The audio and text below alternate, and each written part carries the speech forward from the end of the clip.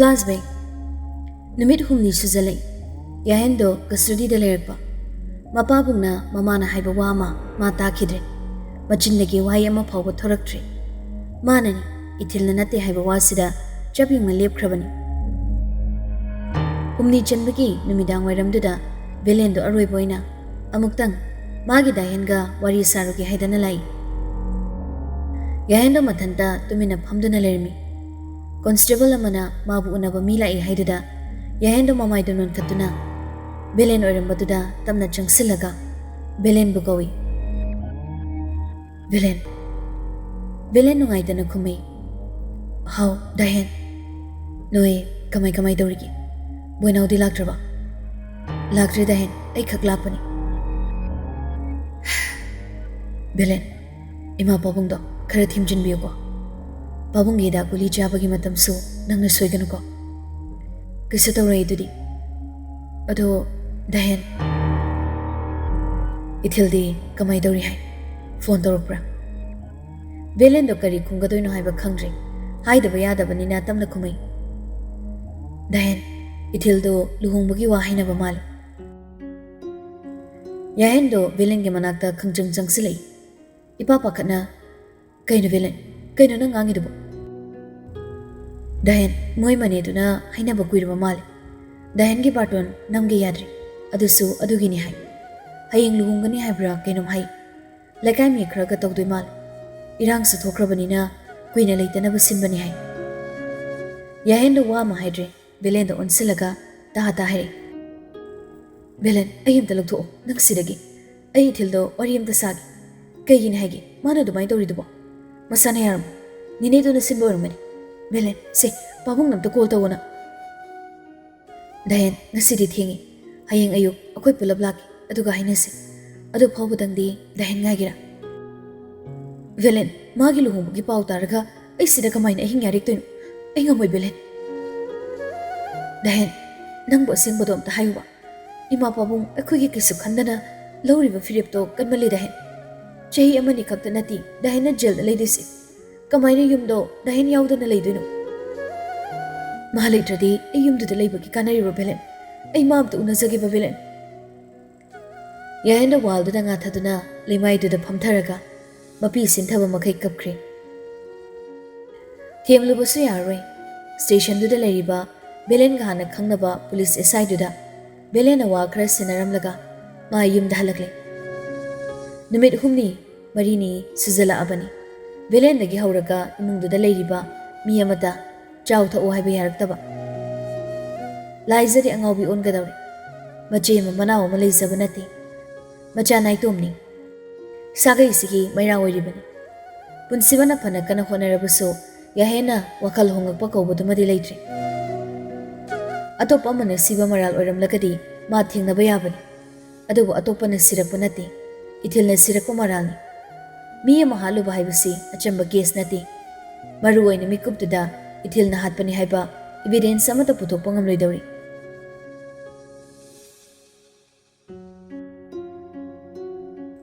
Mathangi numitani Ithilgi yumduda kilga Ithilga gilhungbagi mi kana chenari mayum semjaliba awonpot lehen kiba pumnamakto yahenga luhungbagi amata oiramri manina asu phattaba miyoibagi nattaba lichat ama chatlaga Ithilna kamaina khangdriba thangai sengna khangdribra Natraga masiyawna Yahenda minamlabra Boroigadawriba nupado sumangdoda phamduna lengdana leiri Kaina oidawriba nupiduna imungdudagi makhong tapna thangdorakpada thongalda tawnaribado mayamna yengnabadu ururi Yahendo Ithilgi maneda wari sani Aduk mathawna phagiba nupado mamai mamit ipompomna kable Aduga lali manedu hairi Ne sibu miyoibana tawnaba thabak Ay mingonda Ithil piba ngamoi Ne na haiba waloina ay yagene ay kisi jail da leirui ay thorak na bukhanagi ay ngasi phawba mingonda kainaba thabak su tawdrine ay na kyamu yamna lalabangino asuk yang waba chena se ay na purisibo Ithil se ay ngonda pibiyone Ase haraga makut anido lonjana duna mamitagi mapi taptana sinthaba makai Yahendo nupidugi makhongda turari Tawriba mongdo yenghaidri नुमित निनी हुमनी चक चरक्तबा येंगबा याद्रे करी मतिकना सुमतखिबनोना असुक फत्तबा मी अमगी मखोंगदा थौनागी मचानुपा यहेनबना who कुंदुना हाइजरिबसे इथिलगी मनेदो वा मा हाइरमद्रे यहेंदा हना फौ येंगमदना ममाइदो लेथुरकले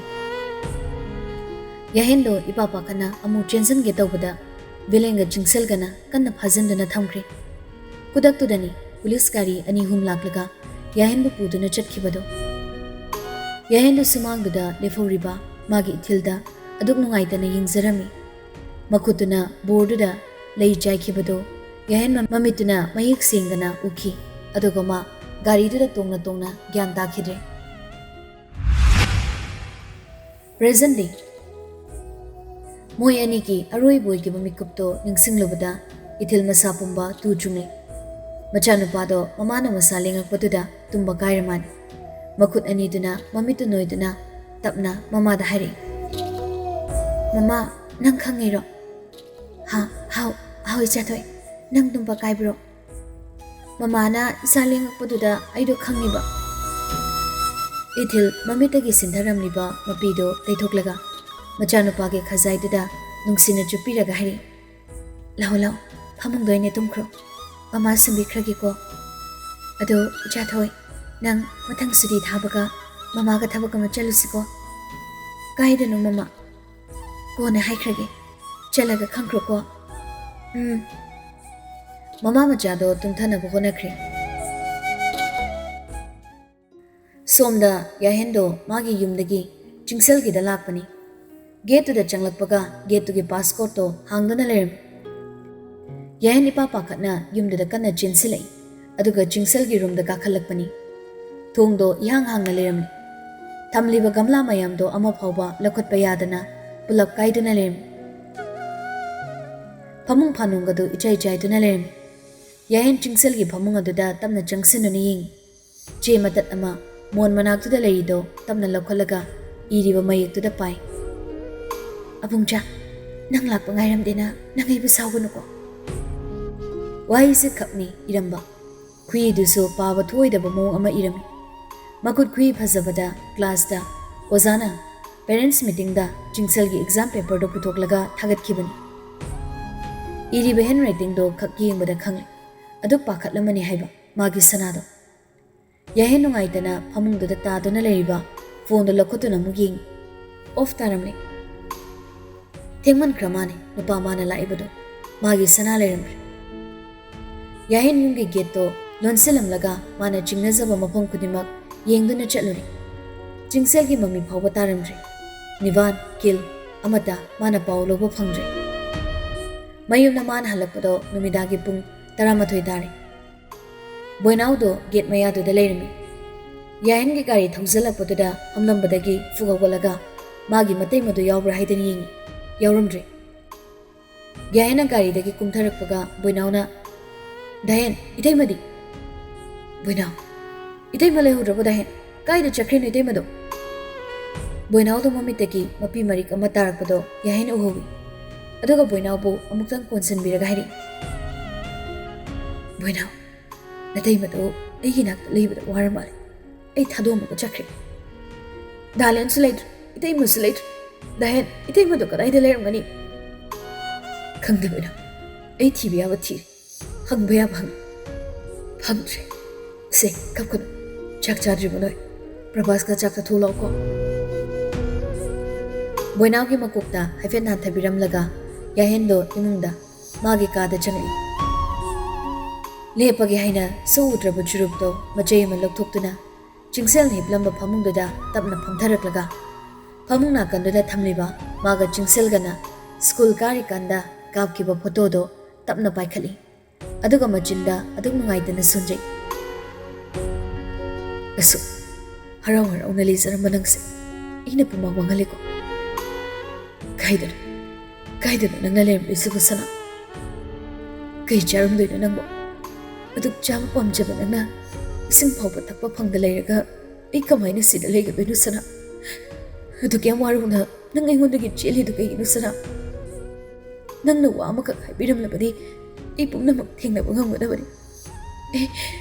ngang nang chꯠखिनि हाइना ꯀꯔꯤꯝꯇ ꯁꯦꯝ ꯁꯥꯎꯗꯦꯁꯅ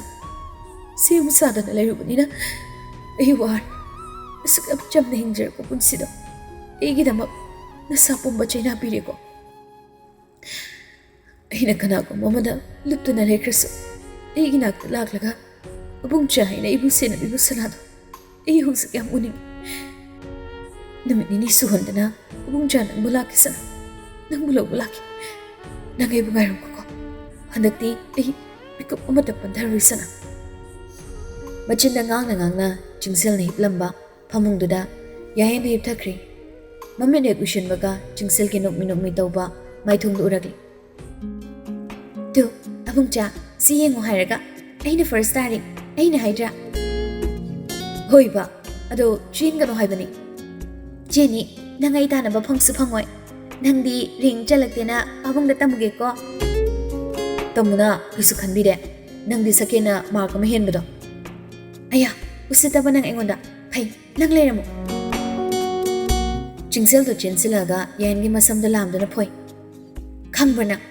second ꯌꯥꯝ ꯍꯥꯏꯈꯣꯕ ꯑꯩ ꯊꯥꯗꯣꯛꯑꯣ ꯍꯥꯏꯕꯅꯤ ꯁꯅꯥ ꯅꯥꯏ ꯍꯥꯏꯕꯅꯤ ꯑꯣ ꯐꯥꯒꯤ ꯇꯧꯕꯅꯦꯕ ꯊꯥꯗꯣꯛꯑꯁꯤ ꯁꯝꯒ ꯂꯣꯏꯅ ꯀꯦꯟꯕ ꯇꯥꯔꯦꯃꯤ ꯆꯤꯡꯁꯤꯜꯗꯣ ꯌꯥꯏꯟꯒꯤ ꯈꯨꯕꯣꯝꯗꯨꯗ ꯃꯥꯒꯤ ꯃꯈꯣꯡꯗꯨꯅ ꯑꯃꯨꯛꯇꯪ ꯀꯥꯎꯔꯝꯂꯒ ꯀꯟꯅ ꯆꯦꯜꯂꯛꯏ ꯌꯥꯏꯟꯁꯨ ꯃꯈꯣꯡ ꯄꯥꯏꯗꯨꯅ ꯆꯠꯄ ꯉꯝꯗꯅ ꯂꯝꯕꯤꯗꯨꯗ ꯂꯩꯍꯧꯏ ꯃꯥꯡꯈ꯭ꯔꯦ ꯃꯇꯝꯗꯨꯒꯤ ꯌꯥꯏꯍꯟ ꯆꯤꯡꯁꯤꯜꯒꯤ ꯅꯨꯡꯁꯤꯕ ꯃꯔꯤꯗꯨꯁꯨ ꯃꯔꯨꯞꯀꯤ ꯑꯣꯏꯕ ꯅꯨꯡꯁꯤꯕꯁꯦ ꯁꯦꯝꯒꯠꯄ ꯉꯝꯍꯧꯗ꯭ꯔꯦ ꯊꯃꯣꯏ ꯑꯅꯤꯒꯤ ꯑꯣꯏꯕ ꯅꯨꯡꯁꯤꯕꯗꯨꯁꯨ ꯑꯣꯏꯍꯟꯕ ꯉꯝꯗ꯭ꯔꯦ ꯂꯪꯂꯥꯗꯨꯅ ꯄꯨꯕ ꯃꯥꯏꯀꯩꯗ ꯇꯞꯅ ꯂꯥꯛꯆꯕꯅꯤ ꯂꯝꯈꯥꯡꯗ ꯂꯪꯂꯥꯗꯨ ꯄꯨꯟꯁꯤꯟꯅꯗꯨꯅ ꯍꯟꯗꯣꯛꯄ ꯉꯝꯗ ꯂꯩꯔꯅꯤ ꯅꯨꯃꯤꯠ ꯅꯤꯅꯤꯒꯤ ꯃꯇꯨꯡꯗꯅꯤ ꯌꯥꯏꯍꯟ ꯌꯨꯝꯒꯤ ꯃꯈꯥꯗ ꯉꯥꯏꯍꯥꯛꯇ ꯂꯩꯇꯦ ꯆꯤꯡꯁꯤꯜꯕꯨ ꯍꯪꯅꯗꯨꯅ ꯀꯣꯏꯊꯤ ꯊꯤꯅꯕ ꯀꯟꯅ ꯍꯣꯠꯅꯔꯤ ꯂꯥꯏꯖꯁꯨ ꯃꯊ꯭ꯋꯥꯏ ꯐꯖꯅ ꯋꯥꯖꯔꯤ ꯆꯥꯛꯇꯤ ꯂꯥꯏꯔꯗꯅ ꯃꯤꯀꯨꯞ ꯑꯃ ꯐꯥꯎꯕ ꯋꯥꯈꯜꯗꯣ ꯅꯦꯅꯥ ꯇꯥꯅ ꯂꯩꯕ ꯉꯝꯗ꯭ꯔꯕꯅꯤ ꯑꯌꯨꯛꯀꯤ ꯃꯇꯝꯗꯅꯤ ꯂꯥꯏꯖꯅ ꯃꯄꯨꯔꯣꯏꯕꯗꯣ ꯅꯨꯡꯁꯥ ꯈꯔ ꯐꯪꯅꯕ ꯍꯥꯏꯗꯅ ꯁꯨꯃꯥꯡꯗꯨꯗ ꯁꯪꯒꯣꯝꯗꯣ ꯁ꯭ꯄꯨꯟꯗꯨꯅ ꯇꯧꯔꯒ ꯄꯤꯊꯛꯅꯕ ꯍꯣꯠꯅꯔꯤ ꯄ꯭ꯔꯚꯥꯁꯅ ꯒꯦꯠꯇꯣ ꯍꯥꯡꯈꯤꯕꯗꯨꯗ ꯂꯥꯏꯖꯅ ꯄ꯭ꯔꯚꯥꯁ ꯀꯅꯥꯅꯣ ꯂꯥꯛꯏꯕꯗꯨꯕꯣ ꯒꯦꯠꯇꯣ ꯍꯥꯡꯕꯤꯌꯨꯗꯅ ꯒꯦꯠꯇꯣ ꯍꯥꯡꯕꯒ ꯂꯩꯔꯝꯂꯤꯕ ꯃꯤꯗꯨ ꯎꯕꯗ ꯄ꯭ꯔꯚꯥꯁꯇꯨ ꯏꯉꯛꯉꯛꯅ ꯃꯃꯥꯏꯗꯣ ꯂꯩꯊꯣꯔꯛꯇꯨꯅ ꯂꯥꯏꯖꯗ ꯌꯦꯡꯉꯛꯏ ꯄ꯭ꯔꯚꯥꯁ ꯀꯅꯥ ꯂꯥꯛꯏꯅꯣ ꯁꯤ ꯍꯥꯏꯔꯒ ꯒꯦꯠꯇꯨꯗ ꯂꯦꯞꯂꯤꯕ ꯄ꯭ꯔꯚꯥꯁꯇ ꯌꯦꯡꯉꯛꯄꯅꯤ ꯄ꯭ꯔꯚꯥꯁꯀꯤ ꯇꯨꯡꯗ ꯂꯦꯞꯂꯤꯕ ꯅꯨꯄꯤꯗꯨ ꯎꯕꯗ ꯂꯥꯏꯖ ꯃꯈꯨꯠꯇ ꯄꯥꯏꯔꯤꯕ ꯁꯪꯒꯣꯝ ꯒ꯭ꯂꯥꯁꯇꯣ ꯂꯩꯃꯥꯏꯗꯨꯗ ꯇꯥꯈ꯭ꯔꯦ ꯏꯊꯤꯜꯗꯣ ꯃꯆꯥꯅꯨꯄꯥꯕꯨ ꯃꯈꯨꯠ ꯁꯝꯕꯤꯗꯨꯅ ꯑꯅꯤꯁꯨꯕ ꯑꯣꯏꯅ ꯌꯥꯏꯍꯟꯒꯤ ꯃꯌꯨꯝꯗ ꯂꯥꯛꯇꯨꯅ ꯂꯦꯞꯂꯔꯤ ꯄ꯭ꯔꯚꯥꯁ ꯊꯋꯥꯟ ꯊꯣꯏꯕ ꯂꯩꯔꯝꯂꯤꯕ ꯃꯣꯏ ꯑꯍꯨꯝ ꯃꯔꯤꯗꯣ ꯋꯥꯔꯤ ꯁꯥꯟꯅꯔꯝꯕꯒ ꯆꯞ ꯂꯦꯞꯄꯤ ꯄꯨꯡꯉꯛꯀꯤ ꯉꯛꯈ꯭ꯔꯤ ꯏꯊꯤꯜꯅ ꯑꯗꯣ ꯃꯊꯧꯅꯥ ꯂꯩꯅ ꯌꯥꯏꯍꯟꯒꯤ ꯌꯨꯝꯗꯨꯗ ꯂꯦꯞꯄꯗꯨꯗ ꯏꯊꯤꯜ ꯃꯆꯥꯅꯨꯄꯥꯒꯤ ꯃꯈꯨꯠꯇꯣ ꯆꯤꯖꯠ ꯄꯥꯏꯁꯤꯟꯕꯤꯔꯒ ꯂꯥꯏꯖꯅ ꯂꯩꯔꯤꯕ ꯑꯇꯣꯝꯗ ꯆꯪꯁꯤꯜꯂꯛꯏ ꯑꯗꯨꯒ ꯂꯥꯏꯖꯗ ꯇꯞꯅ ꯀꯧꯔꯛꯏ ꯏꯃꯥ ꯑꯩ ꯑꯣꯏꯕꯅꯤ ꯑꯗꯨ ꯈꯛꯅ ꯐꯠꯇꯕ ꯑꯃ ꯇꯧꯔꯝꯂꯦ ꯍꯥꯏꯔꯒꯁꯨ ꯇꯥꯊꯤ ꯃꯤ ꯑꯃꯗ ꯍꯦꯛꯇ ꯆꯩꯕ ꯉꯝꯕ ꯃꯤ ꯑꯣꯏꯗꯦ ꯂꯥꯏꯖ ꯃꯆꯥꯅꯨꯄꯥꯁꯨ ꯆꯞ ꯃꯥꯟꯅꯩ ꯏꯃꯨꯡꯁꯤꯗ ꯂꯩꯔꯤꯕ ꯃꯤ ꯄꯨꯝꯕ ꯃꯕꯨꯛꯆꯦꯜ ꯇꯞꯄꯤ ꯑꯗꯨꯒꯤꯁꯨ ꯃꯊꯛꯇ ꯃꯥꯅ ꯈ꯭ꯋꯥꯏꯗꯒꯤ ꯄꯥꯝꯖꯅ ꯃꯃꯧ ꯑꯣꯏꯒꯅꯤ ꯍꯥꯏꯗꯅ ꯃꯥꯡꯒꯣꯜ ꯀꯥꯔꯨꯕ ꯑꯗꯨꯝ ꯅꯨꯡꯁꯤꯈꯤꯕ ꯅꯨꯄꯤ ꯃꯆꯥꯗꯨꯅꯤ ꯂꯥꯏꯖꯗ ꯇꯞꯅ ꯈꯨꯝꯃꯛꯏ ꯍꯥꯎ ꯏꯆꯥꯕꯨ ꯅꯨꯡꯉꯥꯏꯔꯤꯕ꯭ꯔꯣ ꯅꯪꯒꯤ ꯑꯉꯥꯡꯂꯣ ꯁꯤꯕꯣ ꯆꯥꯎꯔꯦꯅꯦ ꯑꯁꯤ ꯍꯥꯏꯔꯒ ꯑꯉꯥꯡꯗꯨꯕꯨ ꯌꯦꯡꯉꯤ ꯏꯁꯨꯗꯤ ꯀꯔꯤ ꯃꯃꯤꯡ ꯀꯧꯏ ꯃꯃꯥꯒꯤ ꯃꯔꯨꯝꯗꯨꯗꯒꯤ ꯇꯞꯅ ꯑꯗꯨꯝ ꯈꯨꯝꯃꯛꯏ ꯌꯥꯍꯦꯟꯕ ꯀꯧꯋꯦ ꯕꯨꯕꯣ ꯍꯩꯃꯥ ꯅꯨꯡꯁꯤꯔꯦꯗꯅ ꯏꯁꯨꯗꯤ ꯌꯥꯝꯅ ꯂꯥꯛꯑꯣ ꯑꯁꯤꯗ ꯐꯝꯃꯨ ꯂꯥꯛꯑꯣ ꯁꯤ ꯍꯥꯏꯔꯒ ꯆꯧꯀ꯭ꯔꯤ ꯑꯅꯤꯗꯨ ꯊꯥꯏ ꯌꯥꯍꯦꯟꯕꯗꯤ ꯂꯥꯏꯖꯅ ꯄꯝꯈꯠꯄꯤꯗꯨꯅ ꯐꯝꯍꯜꯂꯤ ꯏꯊꯤꯜꯗꯤ ꯐꯝꯗꯦ ꯑꯗꯨꯒꯤ ꯃꯍꯨꯠ ꯃꯁꯥꯗꯨꯗ ꯏꯜꯂꯤꯕ ꯐꯤꯗꯨꯅ ꯃꯀꯣꯛꯇꯨꯗ ꯆꯦꯛꯁꯤꯟꯅ ꯀꯨꯞꯂꯒ ꯊꯧꯅꯥ ꯑꯃꯗꯤ ꯂꯥꯏꯖꯒꯤ ꯃꯈꯣꯡ ꯁꯣꯛꯇꯨꯅ ꯈꯣꯏꯔꯝꯂꯒ ꯑꯗꯨ ꯀꯤꯅ ꯍꯥꯏꯔꯤ ꯏꯃꯥ ꯄꯥꯕꯨꯡ ꯅꯆꯥꯅ ꯁꯣꯏꯈ꯭ꯔꯦ ꯍꯥꯏꯔꯒ ꯉꯥꯛꯄꯤꯕ ꯉꯝꯗꯕ ꯑꯣꯏꯔꯁꯨ ꯅꯆꯥꯅ ꯄꯥꯕꯨꯡ ꯏꯃꯥꯗ ꯁꯣꯏꯈ꯭ꯔꯦ ꯍꯥꯏꯕꯗꯣ ꯈꯪꯂꯦ ꯍꯥꯏꯕꯁꯤꯗꯪꯗꯤ ꯈꯪꯕꯤꯈ꯭ꯔꯣꯀꯣ ꯑꯩꯒꯤ ꯊꯃꯣꯏꯗꯒꯤ ꯑꯃꯛꯄ ꯑꯃꯠꯇ ꯌꯥꯎꯗ ꯍꯥꯏꯖꯕꯅꯤ ꯑꯁꯨꯛ ꯀꯨꯏꯕꯁꯦ ꯂꯥꯜꯂꯦ ꯍꯥꯏꯖꯗꯦ ꯍꯥꯏꯅ ꯅꯆꯥꯕꯨ ꯋꯥꯔꯧꯕꯤꯒꯅꯨ ꯏꯃꯥ ꯂꯥꯏꯖꯗꯣ ꯃꯈꯨꯠ ꯑꯅꯤꯗꯨꯅ ꯏꯊꯤꯜꯕꯨ ꯍꯧꯒꯠꯄꯤ꯫ ꯍꯧꯒꯠꯂꯣ ꯍꯧꯒꯠꯂꯣ ꯐꯠꯇꯦ, ꯏꯆꯥꯅ ꯀꯔꯤꯒꯤ ꯂꯥꯅꯤ ꯍꯥꯏꯒꯦ? ꯍꯧꯈ꯭ꯔꯗꯤ ꯍꯧꯈ꯭ꯔꯦꯗꯅ, ꯅꯆꯥꯕꯨ ꯑꯁꯤ ꯌꯧꯅ ꯆꯥꯎꯅꯕ ꯌꯣꯛꯂꯒ ꯑꯗꯨꯛ ꯅꯊꯧꯅꯥ ꯂꯩꯕꯗꯣ ꯏꯃꯥꯅ ꯅꯪꯕꯨ ꯊꯥꯒꯠꯂꯤ ꯏꯊꯤꯜ꯫ ꯏꯊꯤꯜꯗꯣ ꯋꯥ ꯑꯃ ꯍꯥꯏꯒꯦ ꯇꯧꯕꯒ ꯁꯨꯃꯥꯡ ꯏꯃꯨꯡꯗꯒꯤ ꯌꯥꯏꯍꯟꯒꯤ ꯈꯣꯟꯖꯦꯜ ꯇꯥꯔꯤ꯫ ꯏꯃꯥ ꯇꯥꯕ꯭ꯔꯣ? ꯄꯥꯕꯨꯡ, ꯄꯥꯕꯨꯡꯗꯤ? ꯏꯃꯨꯡꯗꯒꯤ ꯍꯦꯛ ꯊꯣꯔꯛꯄꯒ ꯁꯨꯃꯥꯡꯗꯨꯗ ꯏꯊꯤꯜꯒ ꯃꯆꯥꯅꯨꯄꯥꯒ ꯂꯩꯔꯝꯕꯗꯨꯗ ꯌꯥꯏꯍꯟꯗꯨ ꯁ꯭ꯇꯦꯌꯔ ꯀꯨꯝꯊꯔꯝꯗꯥꯏꯗꯨꯗ ꯃꯈꯣꯡꯗꯣ ꯆꯞ ꯂꯦꯞꯈ꯭ꯔꯦ꯫ ꯏꯊꯤꯜ ꯉꯁꯤꯗꯤ ꯃꯁꯥꯗꯣ ꯍꯥꯟꯅꯗꯧꯅ ꯄꯥꯈꯠꯄ ꯑꯃꯠꯇ ꯐꯥꯎꯗꯦ꯫ ꯃꯁꯥꯗꯨꯗꯣ ꯒ꯭ꯌꯥꯟ ꯇꯥꯅ ꯂꯩ꯫ ꯂꯦꯞꯂꯤꯕ ꯅꯨꯄꯥ ꯃꯥꯒꯤ ꯃꯅꯥꯛꯇ ꯆꯪꯂꯒ ꯌꯥꯏꯍꯟꯒꯤ ꯃꯈꯣꯡꯗꯤ ꯊꯦꯡꯗ ꯅꯨꯄꯥ ꯃꯥꯒꯤ ꯇꯥꯔꯤꯕ ꯈꯣꯡ ꯑꯗꯨꯗꯒꯤ ꯈꯖꯤꯛ ꯆꯠꯊꯣꯛꯑꯒ ꯂꯥꯏꯕꯛ ꯑꯃꯨꯛꯇꯪ ꯀꯜꯂꯒ ꯑꯗꯨꯛ ꯇꯞꯅ ꯍꯥꯏꯔꯤ, ꯗꯥꯏꯍꯦꯟ, ꯑꯩꯕꯨ ꯑꯗꯨꯛ ꯌꯧꯅ ꯋꯥꯔꯧꯕ꯭ꯔꯣ ꯅꯪ? ꯌꯥꯏꯍꯟ ꯃꯃꯤꯠ ꯑꯅꯤꯗꯨꯅ ꯏꯊꯤꯜꯗ ꯌꯦꯡꯕ ꯐꯥꯎꯕ ꯉꯝꯗꯦ꯫ ꯅꯥꯀꯟꯗꯨꯗ ꯌꯦꯡꯗꯨꯅ ꯂꯩ꯫ ꯅꯨꯄꯤ ꯃꯥꯕꯨ ꯍꯧꯒꯠꯄꯤꯕꯁꯨ ꯇꯧꯗꯦ꯫ ꯑꯗꯨꯒ ꯋꯥ ꯑꯃꯈꯛ ꯍꯥꯏꯔꯤ, ꯇꯧꯒꯅꯨ ꯏꯊꯤꯜ ꯁꯨꯃꯥꯏꯅ, ꯑꯩ ꯅꯨꯡꯉꯥꯏꯇꯦ꯫ ꯉꯁꯥꯏꯗꯒꯤ ꯁꯨꯃꯥꯡꯗꯨꯗ ꯂꯩꯔꯤꯕ ꯃꯑꯣꯡꯗꯣ ꯆꯤꯡꯁꯤꯜꯅ ꯃꯃꯤꯠꯇꯒꯤ ꯃꯄꯤ ꯁꯤꯟꯊꯅ ꯒꯦꯠ ꯃꯔꯨꯝꯗꯨꯗꯒꯤ ꯌꯦꯡꯗꯨꯅ ꯂꯩꯔꯝꯃꯤ꯫ ꯎꯁꯜꯂꯨꯗ꯭ꯔꯦ ꯀꯅꯥ ꯑꯃꯠꯇꯅ, ꯃꯥꯒꯤ ꯊꯣꯛꯄ ꯂꯩꯅꯈꯤꯕꯅ꯫ ꯚꯦꯂꯦꯟ ꯍꯣꯏꯗ ꯆꯠꯈꯤꯕ ꯕꯣꯏꯅꯥꯎꯗꯣ ꯏꯄꯥ ꯄꯥꯈꯠꯅ ꯒꯦꯠꯇꯨꯗꯒꯤ ꯆꯦꯟꯁꯤꯜꯂꯛꯏ꯫ ꯗꯥꯏꯍꯦꯟ, ꯅꯤꯚꯥꯟꯒꯤ ꯒꯥꯔꯤꯁꯦ ꯀꯩꯗꯧꯕ ꯂꯥꯛꯑꯝꯃꯤꯅꯣ ꯁꯤꯗ? ꯏꯊꯤꯜꯁꯨ ꯇꯞꯅ ꯌꯦꯡꯗꯨꯅ ꯂꯩ꯫ ꯌꯥꯏꯍꯟ ꯀꯟꯅ ꯆꯦꯟꯊꯣꯔꯛꯑꯒ, ꯁꯤꯗ ꯀꯅꯥ ꯂꯥꯛꯑꯝꯒꯦ? ꯏꯇꯩꯃ ꯆꯤꯡꯁꯤꯜꯅ ꯌꯥꯎꯈ꯭ꯔꯤꯗꯣ ꯒꯥꯔꯤ ꯃꯅꯨꯡꯗ꯫ ꯉꯁꯥꯏꯗꯒꯤ ꯁꯤꯗ ꯅꯨꯄꯤ ꯑꯃ ꯂꯩ ꯍꯥꯏꯈ꯭ꯔꯤꯗꯣ ꯏꯇꯩꯃꯔꯣ? ꯀꯩꯅꯣ ꯗꯥꯏꯍꯦꯟ, ꯅꯣꯏ ꯀꯅꯥꯝꯇ ꯎꯍꯧꯗ꯭ꯔꯕꯣ? ꯕꯣꯏꯅꯥꯎ, ꯁꯣ ꯄꯤꯔꯛꯑꯣ꯫ ꯕꯣꯏꯅꯥꯎꯗꯒꯤ ꯁꯣꯗꯣ ꯂꯧꯔꯒ ꯌꯥꯏꯍꯟꯗꯣ ꯒꯦꯠ ꯃꯄꯥꯟꯗꯨꯗ ꯈꯥꯝꯗꯨꯅ ꯂꯩꯔꯤꯕ ꯒꯥꯔꯤꯗꯣ ꯀꯟꯅ ꯊꯧꯔꯛꯂꯦ꯫ ꯂꯥꯏꯖ, ꯊꯧꯅꯥ, ꯏꯊꯤꯜ ꯃꯆꯥꯅꯨꯄꯥꯗꯨꯐꯥꯎ ꯌꯥꯎꯅ ꯄꯥꯈꯠꯂꯦ ꯇꯧꯔꯤꯕ ꯃꯑꯣꯡꯗꯣ꯫ ꯏꯊꯤꯜ ꯃꯥꯒꯤ ꯗꯥꯏꯍꯦꯟꯗ ꯅꯨꯡꯉꯥꯏꯇꯅ ꯌꯦꯡꯗꯨꯅ ꯂꯩꯍꯧꯏ꯫ ꯌꯥꯏꯍꯟꯗꯣ ꯑꯗꯨꯛ ꯀꯟꯅ ꯒꯥꯔꯤꯗꯣ ꯊꯧꯗꯨꯅ ꯅꯤꯚꯥꯟꯒꯤ ꯒꯥꯔꯤꯗꯣ ꯇꯝꯅ ꯇꯥꯅꯔꯛꯏ꯫ ꯍꯥꯟꯅꯗꯒꯤ ꯍꯥꯟꯅ ꯃꯁꯛ ꯈꯪꯕ ꯒꯥꯔꯤ ꯑꯣꯏꯕꯒꯤ ꯀꯩꯁꯨ ꯀꯨꯏꯗꯦ 10 ꯀꯤꯂꯣꯃꯤꯇꯔꯃꯨꯛ ꯍꯥꯏꯗꯣꯔꯛꯂꯦ꯫ ꯒꯥꯔꯤꯗꯣ ꯂꯦꯞꯄ ꯇꯧꯗꯦ꯫ ꯌꯥꯏꯍꯟ ꯃꯁꯥꯗꯣ ꯂꯩꯇꯥꯗ꯭ꯔꯤ꯫ ꯆꯤꯡꯁꯦꯜꯗꯣ ꯒꯥꯔꯤꯗ ꯌꯥꯎꯔꯤ ꯈꯪꯈꯤꯕꯅ ꯃꯥ ꯑꯀꯤꯕ ꯑꯃ ꯐꯥꯎꯕ ꯃꯁꯥꯗꯨꯗ ꯂꯣꯏꯅꯗ ꯅꯤꯚꯥꯟꯒꯤ ꯒꯥꯔꯤ ꯃꯃꯥꯡꯗꯨꯗ ꯒꯥꯔꯤꯒꯤ ꯇꯥꯌꯔꯗꯣ ꯑꯔꯣꯏꯕ ꯃꯈꯩ ꯁꯤꯠꯇꯅ ꯃꯃꯥꯡꯗꯨꯗ ꯈꯥꯝꯖꯤꯜꯂꯛꯏ꯫ ꯅꯤꯚꯥꯟꯒꯤ ꯒꯥꯔꯤꯗꯣ ꯕ꯭ꯔꯦꯛꯇꯣ ꯑꯗꯨꯛ ꯀꯟꯅꯗꯤ ꯐꯥꯏ, ꯑꯗꯨꯕꯨ ꯁ꯭ꯄꯤꯗꯇꯣ ꯀꯟꯃꯟꯈꯤꯕꯅ ꯒꯥꯔꯤ ꯑꯅꯤꯗꯣ ꯊꯦꯡꯒꯥꯏꯅꯔꯦ꯫ ꯅꯤꯚꯥꯟꯗꯨꯁꯨ ꯃꯀꯣꯛꯇꯣ ꯌꯩꯁꯤꯟꯈ꯭ꯔꯦ꯫ ꯌꯥꯏꯍꯟꯗꯣ ꯃꯩꯈꯨ ꯏꯀꯥ ꯀꯥꯔꯕ ꯒꯥꯔꯤꯗꯨꯗꯒꯤ ꯇꯞꯅ ꯊꯣꯔꯛꯇꯨꯅ ꯆꯠꯄ ꯋꯥꯅ ꯅꯤꯚꯥꯟꯒꯤ ꯒꯥꯔꯤ ꯇꯝꯅ ꯑꯗꯨꯛ ꯋꯥꯅ ꯂꯥꯛꯏ꯫ ꯅꯤꯚꯥꯟꯁꯨ ꯃꯀꯣꯛꯇꯨꯗ ꯏꯅꯥꯏ ꯇꯥꯕ ꯃꯈꯩ ꯒꯥꯔꯤꯗꯨꯗꯒꯤ ꯊꯣꯔꯛꯂꯒ ꯆꯤꯡꯁꯦꯜꯕꯨ ꯃꯥꯒꯤ ꯃꯃꯥꯡꯗ ꯊꯝꯂꯒ ꯅꯣꯡꯃꯩꯗꯨꯅ ꯅꯨꯄꯤꯗꯨꯒꯤ ꯃꯀꯣꯛꯇꯨꯗ ꯅꯝꯃꯤ꯫ ꯌꯥꯏꯍꯟ ꯁꯣꯔ ꯍꯣꯟꯕ ꯐꯥꯎꯕ ꯋꯥꯅ ꯑꯗꯨꯛ ꯇꯞꯅ ꯍꯥꯏꯔꯤ, ꯅꯤꯚꯥꯟ, ꯇꯧꯒꯅꯨ, ꯅꯪ ꯁꯅꯥꯗꯗꯤ ꯁꯣꯛꯀꯅꯨ꯫ ꯑꯩꯅ ꯌꯥꯈꯤꯗꯕ ꯃꯤꯗꯤ ꯑꯩꯅ ꯍꯤꯡꯅ ꯊꯝꯗꯦ ꯌꯥꯏꯍꯟ꯫ ꯁꯤ ꯍꯥꯏꯔꯒ ꯆꯤꯡꯁꯦꯜꯗ ꯊꯝꯂꯤꯕ ꯅꯣꯡꯃꯩꯗꯣ ꯌꯥꯏꯍꯟꯗ ꯊꯝꯈ꯭ꯔꯦ꯫ ꯑꯗꯨꯒ ꯃꯈꯨꯠꯇꯨꯅ ꯌꯥꯏꯍꯟ ꯇꯝꯅ ꯀꯥꯞꯈ꯭ꯔꯦ꯫ ꯆꯤꯡꯁꯦꯜꯗꯣ ꯅꯤꯚꯥꯟꯒꯤ ꯃꯈꯨꯠꯇꯨꯗꯒꯤ ꯆꯦꯟꯊꯣꯔꯛꯂꯒ ꯂꯝꯕꯤꯗꯨꯗ ꯍꯥꯏꯊꯒꯦ ꯇꯧꯔꯤꯕ ꯌꯥꯏꯍꯟꯒꯤ ꯃꯅꯥꯛꯇ ꯆꯦꯟꯁꯤꯜꯂꯛꯇꯨꯅ ꯅꯨꯄꯤ ꯃꯥꯅ ꯀꯟꯅ ꯀꯣꯟꯁꯤꯟꯕꯤ꯫ ꯃꯤꯅꯤꯠ 2 ꯐꯥꯎꯕ ꯐꯥꯗꯅ ꯇꯨꯡꯗꯒꯤ ꯀꯥꯞꯂꯛꯄ ꯅꯣꯡꯃꯩꯗꯨꯅ ꯅꯤꯚꯥꯟꯒꯤ ꯃꯀꯣꯛꯇ ꯄꯥꯟꯈ꯭ꯔꯦ꯫ ꯃꯥꯅꯤ, ꯚꯦꯂꯦꯟꯅꯅꯤ꯫ ꯕꯣꯏꯅꯥꯎ, ꯊꯋꯥꯟ, ꯚꯦꯂꯦꯟ, ꯊꯣꯏꯕ, ꯄ꯭ꯔꯚꯥꯁ ꯃꯣꯏ ꯂꯣꯏꯅ ꯒꯥꯔꯤꯗꯨꯗꯒꯤ ꯆꯦꯟꯊꯣꯔꯛꯄ ꯐꯥꯎ ꯅꯪꯍꯧꯗ꯭ꯔꯦ꯫ ꯃꯥꯒꯤ ꯗꯥꯏꯍꯦꯟꯕꯨ ꯉꯥꯛ ꯁꯦꯟꯗꯨꯅ ꯊꯝꯈꯤꯕ ꯃꯣꯏ ꯉꯝꯈꯤꯗ꯭ꯔꯦ꯫ ꯌꯥꯏꯍꯟꯗꯣ ꯆꯩꯅꯥꯗꯣ ꯈꯥꯡꯗꯨꯅ ꯃꯥꯏꯊꯣꯡꯗ ꯅꯣꯡꯃ ꯅꯣꯛꯃꯤ ꯃꯥꯒꯤ ꯁꯅꯥꯕꯨ ꯀꯧꯖꯔꯤ꯫ ꯁꯅꯥ, ꯂꯥꯛꯑꯣ ꯁꯤꯗ, ꯗꯥꯏꯍꯦꯟ ꯅꯪꯕꯨ ꯑꯝꯇ ꯈꯣꯟꯖꯒꯦ꯫ ꯆꯤꯡꯁꯦꯜ ꯋꯥ ꯉꯥꯡꯕꯐꯥꯎ ꯊꯣꯛꯇꯅ ꯈꯞꯂꯤ꯫ ꯑꯕꯨꯡꯆꯥ, ꯍꯣꯁꯄꯤꯇꯥꯜꯗ ꯆꯠꯁꯤ ꯂꯥꯛꯑꯣ꯫ ꯆꯤꯡꯁꯦꯜ ꯃꯥꯒꯤ ꯇꯨꯡꯗ ꯂꯩꯔꯤꯕ ꯑꯉꯥꯡꯁꯤꯡꯗꯨꯗ ꯑꯣꯟꯁꯤꯜꯂꯛꯏ꯫ ꯚꯦꯂꯦꯟ, ꯅꯣꯏ ꯑꯝꯇ ꯂꯥꯛꯑꯣ, ꯍꯣꯁꯄꯤꯇꯥꯜꯗ ꯑꯝꯇ ꯄꯨꯁꯤ꯫ ꯌꯥꯏꯍꯟ ꯆꯤꯡꯁꯦꯜꯒꯤ ꯃꯈꯨꯠꯇꯣ ꯄꯥꯏꯔꯒ ꯃꯆꯤꯟꯗꯨꯅ ꯆꯨꯞꯄꯤꯔꯛꯏ꯫ ꯅꯪ ꯈꯪꯉꯤꯗꯨꯗꯤ ꯑꯩ ꯍꯣꯁꯄꯤꯇꯥꯜꯗ ꯂꯩꯕ ꯍꯩꯅꯗꯦ ꯍꯥꯏꯕ꯫ ꯑꯩꯒꯤ ꯅꯥꯛꯁꯤꯗ ꯁꯨꯝ ꯂꯩꯌꯨ ꯁꯅꯥ, ꯑꯩ ꯋꯥꯈꯤꯗ ꯍꯥꯏꯒꯦ꯫ ꯆꯤꯡꯁꯦꯜ ꯌꯥꯏꯍꯟꯒꯤ ꯃꯁꯥꯗꯒꯤ ꯏ ꯊꯣꯔꯛꯂꯤꯕꯗꯣ ꯃꯈꯨꯠꯇꯨꯅ ꯀꯟꯅ ꯃꯦꯟꯁꯤꯟꯅꯕ ꯍꯣꯠꯅꯩ꯫ ꯌꯥꯔꯣꯏ ꯍꯥꯏꯕꯅꯤ ꯑꯕꯨꯡꯆꯥ, ꯑꯩ ꯂꯥꯜꯂꯦ, ꯑꯩ ꯆꯦꯜꯂꯔꯣꯏꯒꯦ꯫ ꯑꯃꯨꯛ ꯍꯟꯅ ꯑꯕꯨꯡꯆꯥ, ꯅꯪꯅ ꯁꯨꯃꯥꯏꯅ ꯇꯧꯔꯗꯤ ꯑꯩꯒ ꯋꯥꯔꯤ ꯁꯥꯟꯅꯕ ꯐꯪꯉꯔꯣꯏ ꯑꯩ ꯄꯥꯈꯠꯂꯦ ꯃꯨꯡꯆꯥ ꯌꯥꯍꯦꯟ ꯆꯤꯡꯁꯦꯜꯒꯤ ꯃꯃꯥꯏꯗꯨꯗ ꯇꯞꯅ ꯅꯥꯜꯂꯤ ꯅꯪꯅ ꯍꯟꯗꯣꯛꯄ ꯉꯝꯗꯅ ꯑꯗꯨ ꯋꯥꯅ ꯄꯨꯟꯁꯤꯟꯗꯨꯅ ꯂꯩꯕ ꯂꯪꯂꯥꯗꯒꯤ ꯂꯪꯗꯥꯏꯗꯨ ꯌꯧꯍꯟꯕ ꯉꯝꯗ꯭ꯔꯕꯁꯨ ꯄꯨꯟꯁꯤꯟꯗꯨꯅ ꯂꯩꯔꯤꯕ ꯂꯪꯂꯥ ꯑꯁꯤꯗꯤ ꯑꯩ ꯍꯟꯗꯣꯛꯑꯝꯃꯒꯦ ꯁꯅꯥ ꯁꯦ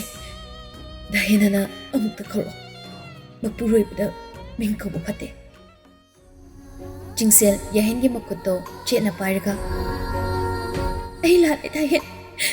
ꯑꯩꯅ ꯅꯪꯉꯣꯟꯗ ꯆꯦꯟꯅꯕ ꯍꯣꯠꯅꯔꯨꯕꯒꯤꯅꯤ ꯅꯪꯅ ꯁꯨꯃꯥꯏꯅ ꯇꯧꯔꯤꯕꯁꯦ ꯅꯪꯅ ꯁꯨꯃꯥꯏꯅ ꯁꯣꯟꯊꯔꯒ ꯂꯩꯒꯅꯨ ꯍꯥꯏꯕꯅꯤ ꯑꯩ ꯀꯅꯥꯒ ꯂꯩꯍꯧꯗꯣꯏꯅꯣ ꯑꯩ ꯉꯝꯃꯣ ꯅꯪꯅ ꯅꯕꯨꯛ ꯑꯁꯨꯛ ꯌꯥꯝ ꯐꯠꯇ꯭ꯔꯤꯁꯦ ꯀꯩꯒꯤꯅꯣ ꯑꯁꯨꯛ ꯌꯥꯝꯅ ꯅꯪꯕꯨ ꯅꯨꯡꯁꯤꯕ ꯇꯝꯕꯤꯔꯝꯃꯒ ꯑꯩ ꯀꯃꯥꯏꯅ ꯏꯊꯟꯗ ꯂꯩꯍꯧꯗꯣꯏꯅꯣ ꯆꯠꯈꯤꯕ ꯌꯥꯔꯣꯏ ꯅꯪ ꯑꯩꯁꯦ ꯁꯦꯟꯅꯅꯤ ꯍꯥꯏꯈꯤꯗꯥꯏꯅꯦ ꯑꯩ ꯁꯦꯟꯅꯗꯕ ꯌꯥꯔꯣꯏ ꯄꯥꯕꯨꯡꯆꯥ ꯄꯥꯕꯨꯡꯅ ꯅꯪ ꯌꯥꯝ ꯋꯥꯔꯧꯈ꯭ꯔꯅꯤ ꯅꯪꯉꯣꯟꯗ ꯑꯩ ꯁꯦꯟꯅꯧ ꯍꯥꯏꯔꯝꯃꯒ ꯅꯪ ꯆꯠꯈꯤꯗꯣꯏ ꯇꯧꯔꯤꯁꯦ ꯀꯩꯒꯤꯅꯣ ꯍꯥꯏꯕꯅꯤ ꯌꯥꯍꯦꯟꯗꯣ ꯃꯃꯤꯠ ꯃꯅꯥ ꯑꯃꯨꯛꯇꯪ ꯖꯤꯖꯤꯠ ꯎꯏꯁꯤꯜꯂꯤ ꯑꯗꯨꯒ ꯃꯊꯥꯗ ꯆꯤꯡꯁꯦꯜꯕꯨ ꯑꯃꯨꯛꯇꯪ ꯀꯣꯟꯁꯤꯟꯕꯤꯔꯒ ꯃꯥꯒꯤ ꯁꯅꯥꯒꯤ ꯃꯔꯥꯏꯕꯛꯇꯨꯗ ꯑꯃꯨꯛꯇꯪ ꯅꯨꯡꯁꯤꯅ ꯆꯨꯞꯄꯤꯔꯒ ꯅꯨꯄꯤꯗꯨꯒꯤ ꯃꯃꯥꯏꯗ ꯇꯥꯔꯤꯕ ꯃꯁꯝꯗꯣ ꯃꯈꯨꯠꯇꯨꯅ ꯍꯥꯏꯒꯠꯄꯤꯔꯒ ꯅꯪꯒꯤ ꯆꯥꯅꯤꯡꯕ ꯑꯆꯥꯄꯣꯠꯁꯤꯡꯗꯣ ꯏꯃꯥꯗ ꯍꯥꯏꯌꯨꯀꯣ ꯁꯅꯥ ꯍꯤꯗꯥꯛ ꯒꯨꯂꯤ ꯑꯃꯠꯇ ꯋꯥꯠꯍꯟꯒꯅꯨꯀꯣ ꯅꯥꯒꯅꯨ ꯁꯅꯥ ꯅꯥꯒꯅꯨꯀꯣ ꯊꯋꯥꯏ ꯅꯪ ꯅꯥꯔꯒ ꯑꯩ ꯌꯥꯝ ꯋꯥꯏ ꯁꯅꯥ ꯑꯩ ꯂꯩꯇ꯭ꯔꯁꯨ ꯑꯉꯥꯡꯈꯩꯗ ꯂꯣꯏꯅ ꯍꯥꯏꯌꯨꯀꯣ ꯅꯪ ꯋꯥꯃꯟꯈ꯭ꯔꯦ ꯋꯥꯒꯅꯨꯀꯣ ꯁꯅꯥ ꯁꯤ ꯍꯥꯏꯔꯒ ꯃꯥꯒꯤ ꯑꯉꯥꯡꯁꯤꯡꯗ ꯑꯃꯨꯛꯇꯪ ꯅꯣꯛꯐꯦꯠ ꯇꯧꯅ ꯌꯦꯡꯖꯔꯝꯃꯤ ꯃꯣꯏ ꯇꯔꯦꯠꯃꯛ ꯆꯤꯟꯁꯤꯜꯂꯛꯄꯒ ꯌꯥꯍꯦꯟꯗꯣ ꯃꯥꯒꯤ ꯑꯔꯣꯏꯕ ꯌꯥꯍꯤꯞ ꯇꯥꯟꯈ꯭ꯔꯦ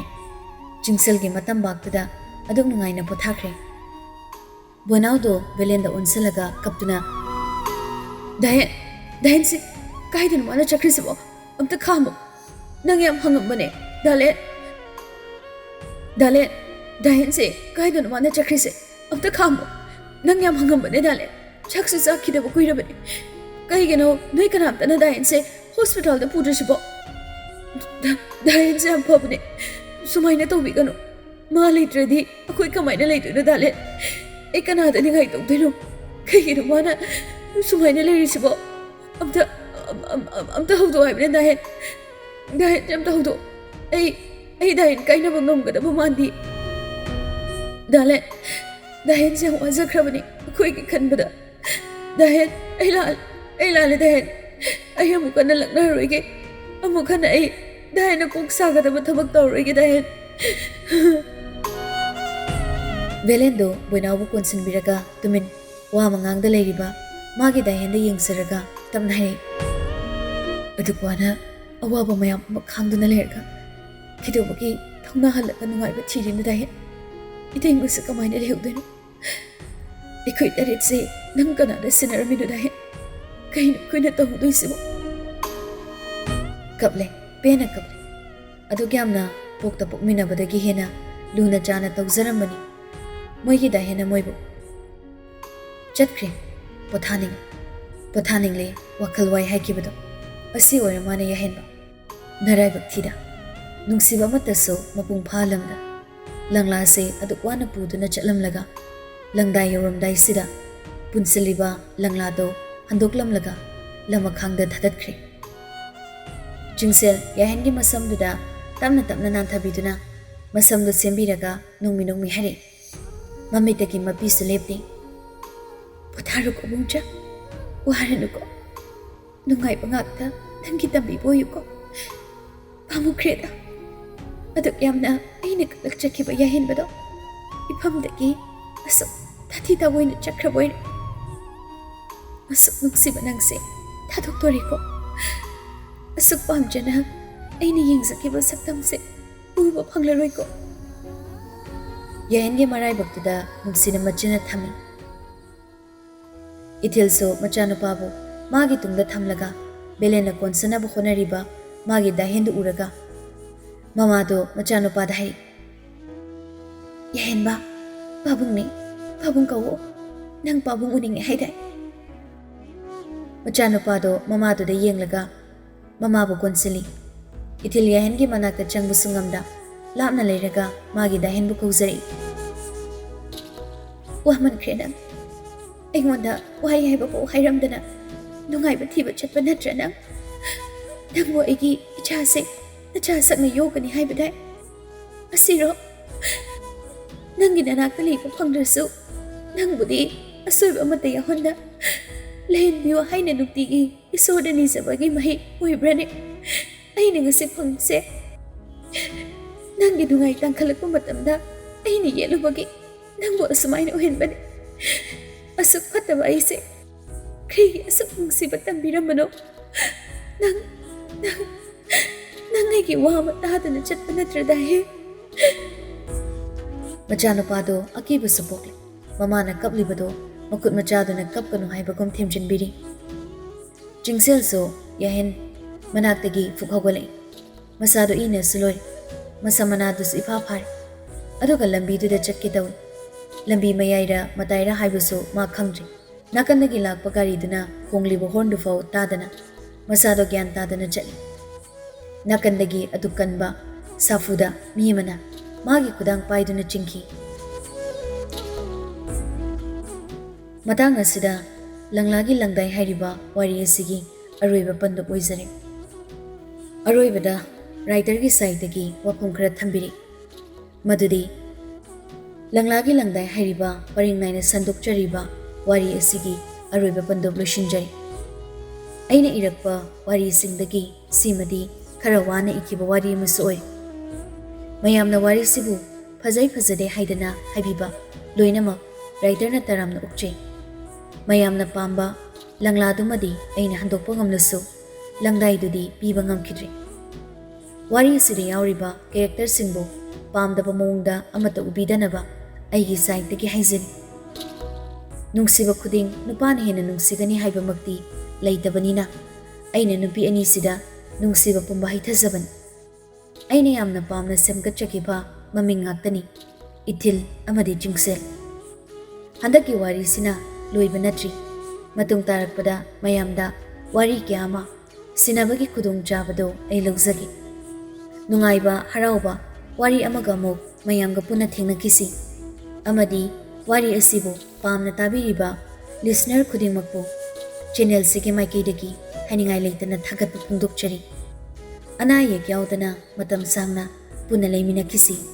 aroiba oina ay special episode ama mayamda sinajagi Simana mayamna penthokpiyu